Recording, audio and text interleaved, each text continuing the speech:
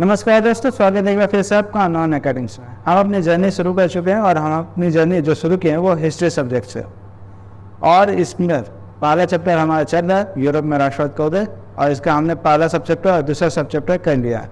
आज हमको पहले जा रहे हो तीसरा सब चैप्टर है और उसको हम कंप्लीट करेंगे। अगर आपने पहला और दूसरा वीडियो नहीं देखा तो डिस्क्रिप्शन में लिंक है, वहाँ से जाकर देख सकते हैं आप। तो चलिए आज हम तीसरा देखने वाले थे, तो देख लेते हैं। तो ये रहा हमारे तीसरे चैप्टर क्रांति युग का युग, जिसका दौर दिया हुआ है, टाइम दिया हुआ है 1830 से लेकर के 1848 तक। स्टार्ट करने से पहले फिर से वही 3 चीज़ लेने बोलेंगे, नोटबुक, दूसरा पेन 2 कलर के, और तीसरा वाटर बॉटल। ये 3 चीज़ लेकर के अपने साथ बैठिएगा हमेशा पढ़ने के लिए, और साथ ही साथ जितना भी पढ़े हैं पहले उसको रिवीजन जरूर कर लीजिएगा। रिवीजन करने के बाद ही ये वीडियो देखिएगा। तो चलिए शुरू करते हैं आज का अपना क्लास। जैसे जैसे उदारवादी व्यवस्थाओं ने अपनी ताकत को और मजबूत बनाने की कोशिश की, यूरोप में अनेक क्षेत्रों में उदारवाद और राष्ट्रवाद को क्रांति से जोड़कर देखा जाने लगा। पहले तो यही याद कीजिए कि हम जो दूसरा सब चैप्टर पढ़ रहे थे, तो दूसरे सब चैप्टर में हमने देखा था क्या कि एक लास्ट में एक क्रांतिकारी टॉपिक आया था। ठीक है, क्रांतिकारी टॉपिक आया था जिसमें हमने पढ़ा था जिसपे मेसनी के बारे में, है ना, जिसपे मेसनी, इसको पढ़ते क्या है, जिसपे मेसनी भी पढ़ते हैं। तो जिसपे मेसनी के बारे में पढ़ा था, और ये भी पढ़ा था कि ये इटली का क्रांतिकारी था। इटली को एक करना चाहता था। ठीक है, इटली को एक करना चाहता था ये जो शख्स था, कौन, जिसपे मेसनी। तो मेरा क्वेश्चन आपसे ये है कि जोसेफ मेसनी का जन्म कब हुआ और कहाँ हुआ था, ये आप कमेंट करके बताइएगा। ठीक है, ये आपका आंसर कमेंट में आना चाहिए। अगर आप पढ़ रहे हैं, वीडियो देख रहे हैं, समझ रहे हैं, तो आप इसका आंसर ज़रूर दीजिएगा। तो यहाँ पे देखिए, यहाँ पे बात आ रहा है उसके बाद का, यानी कि 1815 के आसपास ये हुआ था। जोसेफ मेसनी ने अपने विचार रखे थे कि इटली को एक करने का, और 1830 से 1848 के बीच में इसी को अंजाम दिया जाएगा। धीरे धीरे क्या आया था कि रूढ़िवादी व्यवस्थाओं ने अपनी ताकत को और मजबूत कर लिया था। जब रूढ़िवादी, अच्छा ये भी याद रखा कि 1815 में एक वियना सम्मेलन भी होता है, वियना सम्मेलन। तो इस पर भी आपसे क्वेश्चन पूछेंगे, क्योंकि ये भी पढ़ा चुका है कि वियना सम्मेलन का जो अध्यक्ष था या चांसलर था, वो कौन था, इसका भी आंसर कमेंट में दीजिएगा। ठीक है, तो वियना सम्मेलन में एक चीज़ ये हुआ था कि नेपोलियन ने जितने भी सुधार किए थे उन सबको क्या कर दिया गया था, समाप्त कर दिया गया था, और पुरानी व्यवस्था को वापस से बहाल किया गया था, जिसके कारण रूढ़िवादी व्यवस्था वाले लोग वापस से सत्ता में आ गए थे, जिसके कारण उदारवादी या राष्ट्रवाद वाले जितने भी लोग थे उनको गुप्त होना पड़ा, भूमिगत होना पड़ा, छुपना पड़ा। और इन्होंने इसी को क्रांति से जोड़ करके, क्रांति को बना करके इन्होंने राष्ट्र राज्य का निर्माण करने के लिए लोगों को अपने साथ लिया। इटली, जर्मन के राज्य, ऑटोमन साम्राज्य के सूबे, आयरलैंड, पोलैंड, कुछ ऐसे ही क्षेत्र थे। इन क्रांतियों पर नेतृत्व करने वाले कौन थे, उदारवादी राष्ट्रवादी थे, जो शिक्षित मध्यवर्गीय विशिष्ट लोग थे। इनमें से कौन थे, बहुत ज़्यादा बड़े बड़े नहीं थे, प्रोफेसर थे, स्कूल अध्यापक थे, कलेक्टर थे, वाणिज्य व्यापारी थे, यानी कि बिजनेसमैन थे, ये लोग शामिल हुआ करते थे। इसके बाद वाले पैराग्राफ में ये बता रहा है कि जो पहला विद्रोह, प्रथम विद्रोह, वो कहाँ होता है, फ्रांस में होता है। कब होता है, जुलाई 1830 में होता है। जैसे कि आपको पता है कि बिल्कुल राजन वापस ला दिया गया था, तो जिन्हें 1815 के बाद रूढ़िवादी प्रतिक्रिया के दौरान सत्ता में बहाल किया गया था, अब उन्हें उदारवादी क्रांतिकारियों ने उखाड़ फेंका है, यानी कि मार के भगा दिया है। ठीक है, किसने, उदारवादी क्रांतिकारियों ने। उनकी जगह एक संवैधानिक राजतंत्र स्थापित किया गया, जिसका अध्यक्ष बनाया गया है लुई फिलिप को। किसको बनाया गया है, लुई फिलिप को, याद रखिएगा, ये नाम इंपॉर्टेंट है, ये लिखिएगा। ठीक है, तो एक संवैधानिक राजतंत्र से ये लुई फिलिप था, एक संवैधानिक राजतंत्र स्थापित किया गया जिसका अध्यक्ष लुई फिलिप था। ये भी इंपॉर्टेंट पॉइंट है, यहाँ से लेकर के यहाँ तक, कि प्रथम विद्रोह कहाँ होता है, जुलाई 1830 में, फ्रांस में। उसके बाद एक लाइन है जो बहुत फेमस है कि मेटरनी ने एक बार यह टिप्पणी की थी, कमेंट किया था कि जब फ्रांस छिपता है तो बाकी यूरोप को सर्दी जुकाम हो जाता है। तो ये भी कभी कभी पूछा था एग्जाम में, तो ये भी लिख लीजिएगा कि किसने कहा था कि जब फ्रांस छिपता है तो बाकी यूरोप को सर्दी जुकाम हो जाता है। तो इसका आंसर क्या होगा, मेटरनी। ठीक है, इसका आंसर क्या हो जाएगा, मेटरनी। तो आगे देखते हैं जुलाई क्रांति से ब्रसेल्स में भी विद्रोह बढ़त उठा, जिसके फलस्वरूप क्या हुआ, United Kingdom of the Netherlands अलग हो गया। जिसके फलस्वरूप क्या हुआ, United Kingdom of the Netherlands से अलग हो गया। ठीक है, आगे देखिए। अच्छा, ये जो है ना जुलाई में हो रहा था, इसलिए इसका नाम जुलाई क्रांति कैसा, ये भी याद रखिएगा। आगे देखते हैं। आगे ये है कि एक घटना जिसने पूरे यूरोप के शिक्षित अभिजात वर्ग में राष्ट्रीय भावनाओं का संचार किया था, वह था यूनान का स्वतंत्रता संग्राम। तो ये एक हेडिंग डालिएगा आप अपना, यूनान का स्वतंत्रता संग्राम। और इसके बाद जो यहाँ नीचे कहानी दिया हुआ है वो लिखना होगा, आपको समझना होगा। पहले तो ये समझिए कि 15वीं सदी में क्या हुआ था कि यूनान ऑटोमन साम्राज्य का हिस्सा हुआ करता था। ठीक है, यानी कि यूनान पर किसका कब्जा था, यूनान पर कब्जा था ऑटोमन साम्राज्य का। ठीक है, ऑटोमन साम्राज्य का कब्जा।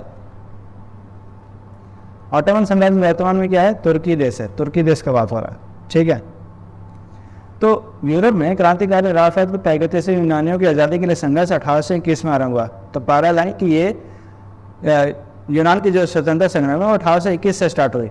यूनान में राष्ट्रवादियों ने निर्वासन में रह रहे यूनानियों के साथ पश्चिम यूरोप के अनेक लोगों का भी समर्थन मिला, जो प्राचीन यूनानी संस्कृति के प्रति सहानुभूति रख देता है। प्राचीन यूनानी संस्कृति का मतलब ये है कि इनका जो साहित्य है, इनका जो लोक है, लोक कला है, विकास है, वो सब प्राचीन में बहुत ज़्यादा फेमस था, बहुत ज़्यादा माना जाता है। अरस्तु, प्लेटो, सुकरात, ये सब कहाँ के थे, ये सब यूनान के थे। इन्होंने बहुत ज़्यादा मतलब इनका विज्ञान आगे था हमसे।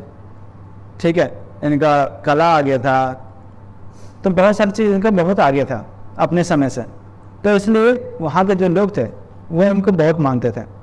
तो प्राचीन यूनानी संस्कृति के प्रति अपनी सहानुभूति रखते हैं और वो क्या कहते हैं, यूनानियों का समर्थन करते हैं। क्यों, क्योंकि ऑटोमन साम्राज्य ने उस पर कब्जा कर लिया है और ऑटोमन साम्राज्य से छुड़ाने के लिए इनको लोगों की आवश्यकता होगी। कभी कलाकारों ने यूनान को यूरोपीय सभ्यता के पालना बताता है, प्रशंसा की। ये भी याद रखिए कि किस यूरोपीय सभ्यता का पालना कहते हैं, तो यूनान को कहते हैं। ठीक है, और एक मुस्लिम साम्राज्य के विरुद्ध यूनान के संघर्ष के लिए जनमत जुटाया है। यहाँ पे एक व्यक्ति है, नाम है उनका अंग्रेज कवि लॉर्ड बायरन। इन्होंने भी धन इकट्ठा किया, बाद में लड़ने भी गए, जहाँ 1824 में उनकी बुखार से मृत्यु हो जाती है। नाम क्या था, लॉर्ड बायरन। ठीक है, और अंत में 1832 में फाइनली उनको यूनान को आज़ादी मिल जाती है, कस्तूनिया की संधि हो जाती है और इस तरह से वो आज़ाद घोषित कर दिया जाता है। तो यहाँ पे आपको ये जो पूरा लाइन है ना, पूरा पैराग्राफ, इसमें से आपको पॉइंट करके लिखना होगा। जैसे कि पहला पॉइंट क्या लिखिएगा, क्या स्टार्ट कब हुआ। दूसरा पॉइंट में आपको ये लिखना है कि ये लोग मतलब अन्य यूरोपीय लोग इनका समर्थन क्यों करते। तो ये लिखिएगा प्राचीन यूनानी संस्कृति के प्रति लोगों का सहानुभूति था, जिसके कारण ये लोग क्या कर रहे थे, इनका समर्थन कर रहे थे यूरोप के अन्य लोग। तीसरा पॉइंट में आपको ये लिखना है कि कवियों और कलाकारों ने, ये वाला लाइन, कवियों और कलाकारों ने यूनान को यूरोपीय सभ्यता का पालना बताकर प्रशंसा की और जनमत जुटाया। ठीक, चौथा पॉइंट में क्या लिखिएगा, चौथा पॉइंट में आपको ये लिखना है कि लॉर्ड बायरन, अंग्रेजी कवि लॉर्ड बायरन ने धन इकट्ठा किया, बाद में लड़ने भी गए, जहाँ उनकी मृत्यु बुखार से हो गई 1824 में। अब पांचवें पॉइंट में आपको यूनान को आज़ाद कर देना है कि 1832 के कस्तूनिया की संधि के द्वारा यूनान क्या हो जाता है, एक स्वतंत्र राष्ट्र घोषित हो जाता है। तो इस तरह से यूनान का जो ये स्वतंत्र संग्राम है, इसको हेडिंग बना करके, इसको हेडिंग बनाइएगा और इसको लिखिएगा, कंप्लीट कीजिएगा। अच्छा, ये जो कंप्लीट कर रहे हैं ना, हम सोच रहे कि आपसे मतलब एक टेस्ट रखा जाए जिसका आप आंसर टेलीग्राम पे हमको जमा कर दें। आप बिना देख के बनाने का कोई मतलब नहीं होगा। आप ट्रेन में आ गए हैं, बिना देखे बनाना होगा। तो हम सोच रहे कि टेलीग्राम, अच्छा पहले तो आप लोग सभी टेलीग्राम पे हम लोग का जुड़ जाइए। टेलीग्राम पे जा करके अननोन अकेडमी सर्च कीजिए, आपको हमारा चैनल दिख जाएगा और उसको ज्वाइन कर लीजिए। तो हम सोच रहे कि उस पर टेस्ट रखा जाए, जिस पर आप लोग आकर के टेस्ट अपना जमा करें। ठीक है, तो फिलहाल अभी देखते हैं, आगे चलते हैं, आगे करते हैं। तो टेलीग्राम पर पहले जुड़ जाइएगा। अगला टॉपिक हमारा है कि रोमानी कल्पना और राष्ट्रीय भावना। अब जब टेलीग्राम पे जुड़ने के लिए बोल रहते हैं, वो इंस्टाग्राम पे भी है, इंस्टाग्राम पे भी जुड़ जाइएगा, वहाँ पे भी नोटिफिकेशन आ जाएगा, टेलीग्राम पे भी आ जाएगा। टेलीग्राम पे वीडियो जब भी अपलोड होगा तो नोटिफिकेशन आपके मोबाइल में आ जाएगा सीधा, तो वहीं से आप आ सकते हैं। तो चलिए आगे पढ़ते हैं, रोमानी कल्पना और राष्ट्रीय भावना। अब रोमानी कल्पना का मतलब यहाँ पे है अंग्रेजी में रोमांटिसिज्म। अब रोमांटिसिज्म मतलब कि ऐसा भावना जो राष्ट्रवादी भावनाओं को क्या करेंगी, उसको गहरा करेंगे। चलिए समझते इसका मतलब क्या। पहले राष्ट्र का विकास केवल नगरीय और क्षेत्रीय विस्तार से नहीं हुआ। राष्ट्र के विचार के निर्माण में संस्कृति का एक मान आम भूमिका थी। जैसे कला और काव्य, कहानी, किस्से, संगीतों ने राष्ट्रवादी भावनाओं को गहरा व्यक्त करने में सहयोग दिया। आइए हम रोमानीवाद को देखें, जो एक ऐसा सांस्कृतिक आंदोलन था। अब यहाँ पे देखिए रोमानीवाद का परिभाषा दिया हुआ है, ठीक है। तो रोमानीवाद देख करके आप यहाँ से लिख सकते हैं कि रोमानीवाद एक ऐसा सांस्कृतिक आंदोलन था जो एक खास तरह की राष्ट्रीय भावना का विकास करना चाहता था, ठीक है। यहाँ तक लिखिएगा, ये परिभाषा का काम करेगा। तो रोमानीवाद ये हो गया कि एक भावना है, एक सांस्कृतिक आंदोलन। पहले तो ये है कि ये एक सांस्कृतिक आंदोलन है जो राष्ट्रीय भावना का विकास करना चाहता है। और इसके लिए क्या कहते हैं, रोमानी कलाकार कवियों ने तर्क वितर्क करके क्या किया है, तर्क वितर्क और विज्ञान के महिमा मंडन की आलोचना की है। उसके जवाब में बोला कि भावना ही सही है, अंतर्दृष्टि सही है और रहस्यवादी भावनाएं ज़्यादा सही होती है। उनका प्रयास था कि साझा सामूहिक विरासत की अनुभूति और साझा संस्कृति का अतीत से राष्ट्र का आधार बनाया जाए। इनके लिए कहना था कि जो रोमानी कलाकार थे ये कहते थे कि ये जो विज्ञान है, तर्क वितर्क, ये सबको हटाओ और अपने इमोशन को जाओ, अपने इमोशन से काम करो और कोशिश करो कि जो भी हमारा विरासत है उसको बचाएं। और जो हमारा अतीत है, अतीत को आधार बनाकर हम राष्ट्र का आधार बनाएं।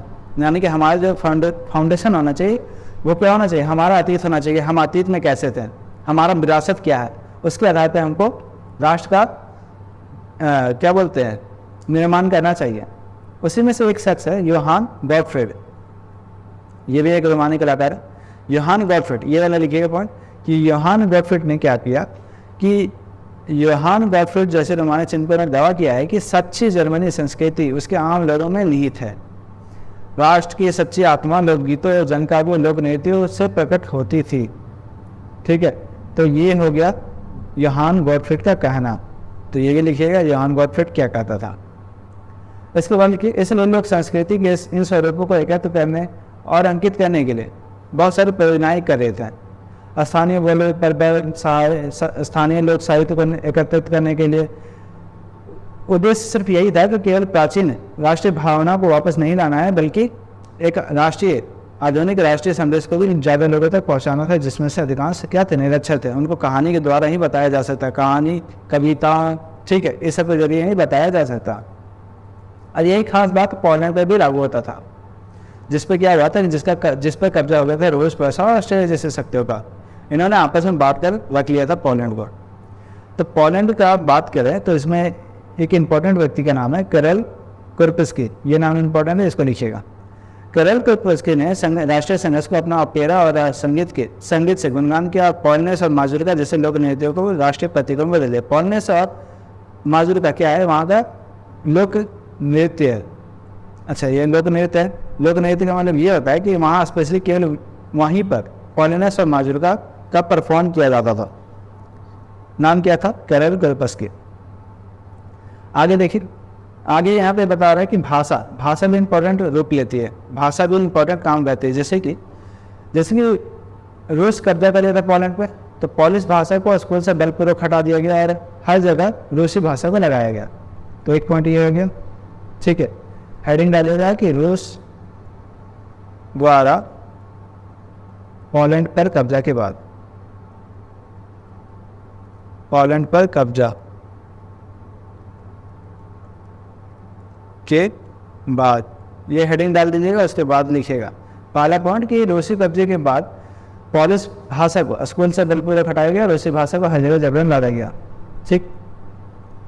दूसरा ये भी लिखिए कि चर्च के आयोजनों और संपूर्ण धार्मिक शिक्षा से पोलिश में पोलिश का इस्तेमाल किया हुआ है, जिसका नतीजा होगा कि बहुत बड़ी संख्या में पादरी और बिशपों को जेल में डाल दिया गया। तो दूसरा पॉइंट ये डालिएगा, ठीक है। तीसरा पॉइंट आपको ये डालना है कि रूसी अधिकारियों ने उन्हें किन्हें पादरियों और बिशपों को सजा देते हुए साइबेरिया भेज दिया, क्योंकि उन्होंने रूसी भाषा का प्रचार करने से ही इनकार कर दिया था। तो तीसरा लाइन ये हो जाएगा। चौथा लाइन ये हो जाएगा लास्ट में कि पोलिश भाषा रूसी प्रभुत्व के विरुद्ध संघर्ष के प्रतीक के रूप में देखी जाने लगी। तो ये 4 पॉइंट हो जाएगा, जिसमें बता रहा है कि रूस और पोलैंड में क्या चल रहा, संघर्ष चल रहा है। रूस की जबरदस्ती पोलैंड को अपना हिस्सा बनाना चाहता है, जबकि पोलैंड अपने आप को खुद को बचाना चाहता है। इसके बाद है अगला टॉपिक हमारा कि भूख, कठिनाई और जन्म बिंदु। हम ये जो पढ़ रहे हैं ये क्या पढ़े, क्रांतियों का युग पढ़ रहे हैं 1830 से लेकर के 1848, ये है। हम यहाँ पे बात कर रहे हैं 1830 के दशक में, फिलहाल से शुरू से करते हैं, ठीक है। तो 1830 के दशक में यूरोप में भारी कठिनाइयाँ लेकर आए, जैसे कि पहले तो ये जनसंख्या में जबरदस्त वृद्धि हुई, ठीक है। अचानक से क्या हुआ कि बहुत ज़्यादा जनसंख्या बढ़ गया। जब ज़्यादा जनसंख्या बढ़ेगा तो रोजगार क्या हो जाएगा, और जितना नौकरी उपलब्ध है उससे कहीं ज़्यादा हो जाएगा। अब इसके साथ साथ ग्रामीण में रहने वाले जितने भी अतिरिक्त आबादी हुए, शहर में जाकर भीड़ से भरी बस्तियों में रहने लगे। यानी कि ग्रामीण लोग कहाँ जा रहे हैं, शहरों में जा रहे हैं रोजगार की तलाश में, लेकिन वहाँ पे भी मिल नहीं रहा है। नगरों के लघु उत्पादकों को अक्सर इंग्लैंड से आयातित मशीनों से बने सस्ते कपड़े से कड़ी प्रतिस्पर्धा करनी पड़ती है। अब जैसे कि आपको याद होगा कि 18वीं सदी में ही यहाँ पे क्या हुआ था, इंग्लैंड में औद्योगिकरण हो गया था, है ना। जबकि 19वीं सदी में कहाँ होता है, जर्मनी और फ्रांस में, जो कि बहुत दिन बाद होता है, बहुत लंबे समय के बाद होता है। तो जब तक नहीं होता है तब तक क्या होता है, इंग्लैंड से आयातित मशीन आ रही है, उन मशीनों से क्या हो रहा है, कपड़े बन रहे वो क्या हो रहे हैं, सस्ते किस्म के और अच्छी क्वालिटी के। जबकि जो यहाँ के लोग हैं वो ऐसे कपड़े बना नहीं पा रहे हैं, और ऊपर से वस्तुएं भी क्या हो रही है, जो इनके कपड़े रहते हैं वो भी मांग रहे थे। तो इंग्लैंड में औद्योगिकरण का स्तर महाद्वीप से ऊंचा था। महाद्वीप पर प्रतिस्पर्धा कपड़े उद्योग में ज़्यादा झेलनी पड़ रही थी, क्योंकि उसका उत्पादन मुख्यतः घर और छोटे कारखानों में होता था और आंशिक रूप से केवल मशीनीकृत था। यूरोप के होने इलाके में जहाँ कॉलोनियल अभी भी सत्ता में था, कृषक सामंती शुल्क को जमींदारियों के बोझ तले दबे थे। खाने पीने की चीज़ों का मूल्य बढ़ने से, किसी वर्ष फसल खराब होने से शहर और गाँव का व्यापक दर भी फैल जाते थे। ये बता रहा है कि यहाँ पे किस तरह की स्थिति थी 1830 के दशक में, ठीक है। आगे देखते हैं। अब यहाँ पे एक कहानी बता रहा है 1848 का। 1830 से हम लोग आ गए हैं अब 1848 के आसपास। अब यहाँ पे क्या होता है कहानी वो सुनिए। 1848 एक ऐसा ही व्यवस्था, खाने पीने की कमी हो गई थी, व्यापक बेरोजगारी थी, जिसके कारण लोग पेरिस के सड़कों पर आए थे और जगह जगह पर अवरोध लगाए थे, और लुई फिलिप को भागने पर मजबूर किया गया। अब लुई फिलिप वही है जो बोर्बोन राजवंश को जब लाया गया था, बोर्बोन राजवंश को, तो उसी में उसको अध्यक्ष बनाया गया था। किसको, लुई फिलिप को। लुई फिलिप को क्या बनाया गया था, संवैधानिक राजतंत्र का अध्यक्ष बनाया गया था, ठीक। अब ये देखिए यहाँ पे हो रहा है 1848 लुई फिलिप भाग रहा है। जब लुई फिलिप भागेगा तो राष्ट्रीय सभा क्या करेगा, गणतंत्र की घोषणा कर देगा, क्योंकि राजा तो भाग गया तो गणतंत्र यहाँ पे आ गया। और गणतंत्र की घोषणा करते हुए यहाँ पे उम्र घटा दिया गया। पहले 25 वर्ष था, अब 21 वर्ष से ऊपर जितने भी वयस्क पुरुषों को मताधिकार था वो दिया गया। काम करने की गारंटी को दिया गया। रोजगार उपलब्ध कराने के लिए राष्ट्रीय कारखाने स्थापित किए गए ताकि जो बेरोजगारी है उसको कम किया जाए। अब यहाँ समझिए कि यहाँ पे केवल वयस्क पुरुषों का नहीं बात कर रहा है, यहाँ पे अभी महिलाओं को बात नहीं कर रहा है। तो महिलाओं को वोट देने का अधिकार आपको याद ही होगा, कितना साल था, कौन से साल में मिला महिलाओं को वोट देने का अधिकार, 1947 में, है ना। तो यहाँ पे देखिए, यहाँ पे क्या हो रहा है, एक बार फिर से फ्रांस में क्या हो गया, यहाँ पर आ गया गणतंत्र, ठीक है। उसके बाद एक कहानी और है कि इससे पहले 1845 में 1848 से पहले 1845 में सिलेसिया में बनकरों ने उन ठेकेदारों के खिलाफ विद्रोह कर, जिन्होंने कच्चा माल देकर निर्मित कपड़ा लेते थे, परंतु दाम बहुत कम देते थे। उस पर पत्रकार विलियम वोल्फ ने सिलेसिया गांव की एक घटना को इस तरह से बताया कि इन गाँव में सूती कपड़ा बुनने का व्यवसाय सबसे व्यापक है। श्रमिकों की हालत खस्ता है, काम के लिए बेताब है लोग, जिसके कारण ठेकेदार ने क्या कर रहा, जो बनी हुई माल है उनकी कीमत गिरा दी है, ठीक है। ये कहानी बता रहा है पत्रकार विलियम वोल्फ। अब इसके बाद का कारण ये है कि ये लोग क्या कर रहे हैं, ये लोग निकलते हैं घर से सभी लोग और जाकर के ठेकेदार कोठे पे पहुँचते हैं, और वहाँ पर मजदूर अपना मांग रख रहे हैं। लेकिन वहाँ पे जो क्या बोलते हैं, जो मालिक है या फिर जो व्यवसाय में जो ठेकेदार है वो क्या कर रहा है, वो घृणा से व्यवहार कर रहा है, जिसके कारण क्या हो रहा है, जिसके कारण सभी लोग गुस्से में आकर के उसके घर में घुस गए, भंडार के लौटा, सब चीज़ तोड़ फोड़ दिया, और ठेकेदार अपने परिवार के साथ भाग गया। और 24 घंटे बाद सेना को बुला करके उसकी मदद से 11 मतलब टकराव हुआ, जिसके कारण 11 बनकर मारे गए। तो ये एक कहानी बता रहा है कि वहाँ पे स्थिति कितनी ज़्यादा दयनीय हो गई थी। तो ये हो गया 1845 का आने, फिर 1848। अब 1848 में जब गणतंत्र आ गया तो इसके बाद का ये कहानी है। 1848 के बाद क्या होता है कि 1848 में जब अनेक यूरोपीय देशों में गरीबी, बेरोजगारी, भूखमरी से ग्रस्त किसान मजदूर विद्रोह कर रहे थे, तब उसके समानांतर पढ़े लिखे लोग क्या कर रहे थे, मध्यवर्ग ने भी एक क्रांति का आह्वान किया था। फरवरी 1848 की घटनाओं से राजा को गद्दी छोड़नी पड़ी थी, ठीक है, और एक गणतंत्र की घोषणा की गई जो सभी पुरुषों को सार्वभौमिक मताधिकार देता था। तो गणतंत्र की घोषणा 1848, आपको याद ही होगा, अभी पढ़े हैं कि 1848 में लुई फिलिप भाग जाता है, जिसके कारण ये गणतंत्र पूरी तरह से हो जाता है। यूरोप के अन्य भागों में जहाँ अभी तक स्वतंत्र राष्ट्र अस्तित्व में नहीं आए थे, जैसे कि Germany, Italy, Poland, Austria, Hungary, ये सब में भी क्या होने लगा, इन्होंने भी संविधानवाद की मांग करने लगी और राष्ट्रीय एकीकरण की मांग करने लगी, जिसके कारण असंतोष फैल गया, बढ़ गया, ठीक है, और इस तरह से राष्ट्र और तेजी से आगे बढ़ा। राष्ट्र राज्य संविधान, प्रेस की स्वतंत्रता और संगठन बनाने की आज़ादी जैसे संसदीय सिद्धांतों पर आधारित हुआ करता था। अब यहाँ पे एक चीज़ होता है इसके बाद कि जर्मन इलाकों में, मतलब जर्मन वाले क्षेत्र में राजनीतिक संगठन फ्रैंकफर्ट शहर में मिल करके एक सर्व जर्मन नेशनल असेंबली के पक्ष में मतदान करने का फैसला लिया और 18 मई 1848, ये इंपॉर्टेंट है, यहाँ से लिखिएगा कि 18 मई 1848 को 831 निर्वाचित प्रतिनिधियों ने एक सजे धजे जुलूस में जाकर फ्रैंकफर्ट संसद में अपना स्थान ग्रहण किया। यह संसद कहाँ था, सेंट पॉल चर्च में आयोजित हुआ था, और मेन कारण उनका क्या था कि वहाँ पर जाकर के इनको बनाना था संविधान का प्रारूप, और इसकी अध्यक्षता किसको सौंपी गई थी, राजा को सौंपी गई थी, ठीक है, और राजा को ये काम था कि वो संसद के अधीन रहे, ठीक है, संसद के अधीन रहना मतलब संसद के नीचे काम करे। जब प्रतिनिधियों ने पैसे के राजा फ्रेडरिक विलियम चतुर्थ को अपना ताज, मतलब फ्रेडरिक विलियम चतुर्थ को ताज पहनाने की पेशकश की, तो उसने उसे अस्वीकार कर राजाओं का साथ दिया जो निर्वाचित सभा के विरोधी थे, यानी कि वो मानने से इनकार कर दिया कि हमारे राज्य में क्या होगा, संविधान राज्य करेगा। तो इसने संविधान को मानने से मना कर दिया। वो बोला कि हम संसद के नीचे काम नहीं करेंगे। राजा है, नॉर्मल से बात है, राजा है, वो कैसे छोड़ दे अपना अधिकार, ठीक है। आगे देखिए, तो जहाँ पहले न्याय सेना का विद्रोह बढ़ गया, वहीं पर संसद का सामाजिक आधार कमजोर हो गया। आधार कमजोर होने का कारण यह था कि इन्होंने मजदूर और कारीगरों की मांग का विरोध किया था, जिसके कारण ये लोग क्या किए, मजदूर और कारीगर वहाँ से निकल गए। जब निकल गए तो कुछ है ही नहीं, कोई है ही नहीं, वो लोग तो गरीब लोग है, यही लोग ज़्यादा संख्या में रहते थे, कारीगर, मजदूर। अब इन्हीं की संख्या नहीं है तो वहाँ पर ज़्यादा लोग होंगे नहीं। अंत में सैनिकों को बुला लिया गया और सबको पीट दिया गया, है ना, मतलब असेंबली को मार के भगा दिया गया। इस तरह से वहाँ पे क्या होता है, ये जो संसद का प्रोग्राम था वो कैंसिल हो जाता है। आगे देखते हैं, इसमें फिर महिलाओं का भूमिका बता रहा है कि महिलाओं ने भी लड़ाई किया, लेकिन उसके बावजूद भी इनको वो क्या बोलते हैं, वोट देने का अधिकार तक नहीं दिया गया। और यहाँ पे बता रहे हैं, ये जो चित्र दिख रहा है इसमें नीचे में क्या है, वो 831 लोग हैं यहाँ नीचे में, और जबकि यहाँ पे महिलाएं हैं। ये जो दोनों और है वो महिलाएं हैं, और ये जो मूर्ति है ये जर्मेनिया की है। आगे क्या बताएंगे कि जर्मेनिया कौन है, ठीक है। चलिए स्टार्ट करते हैं, आगे देखते हैं आगे। हालांकि रूढ़िवादी ताकतें 1848 में उदारवादी आंदोलनों को दबा पाने में कामयाब हुई।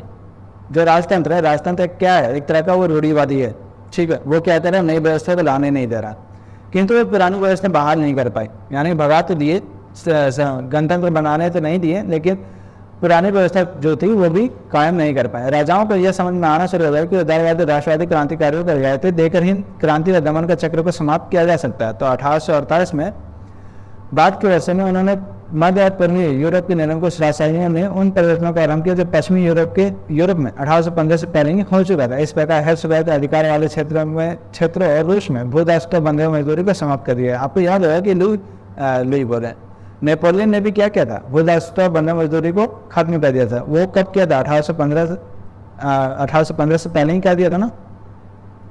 नेपोलियन संहिता कब आई थी, 1804 में आई थी, उसी में इसने कर दिया था ना।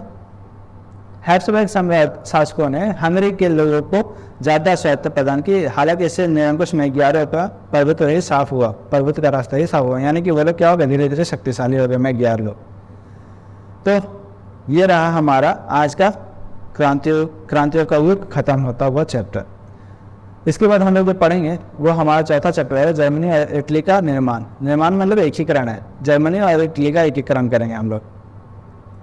तो आज हम लोग यहीं रखेंगे, लेकिन आपको याद रखना है कि इससे पहले हम लोग ख़त्म करें तो चीज़ें बात याद रखिए, आपको टेलीग्राम में जुड़ना है हमारे चैनल पर, ठीक है।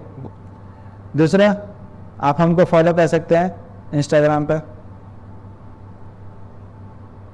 अननोन एकेडमी से दोनों में नाम, ठीक है। तीसरा, ये वीडियो अगर पसंद आ रहा है तो शेयर ज़रूर कीजिए, ज़्यादा से ज़्यादा लोगों को पहुँचाइए ताकि ज़्यादा से ज़्यादा लोग समझे, पढ़े और आगे बढ़ें, ठीक है।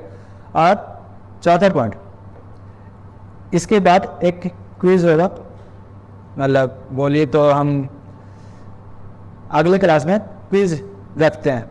जितना भी अभी तक पढ़े हैं उसमें सारा क्वेश्चन करेंगे हम लोग, कोशिश करेंगे ज़्यादा से ज़्यादा क्वेश्चन कंप्लीट करा।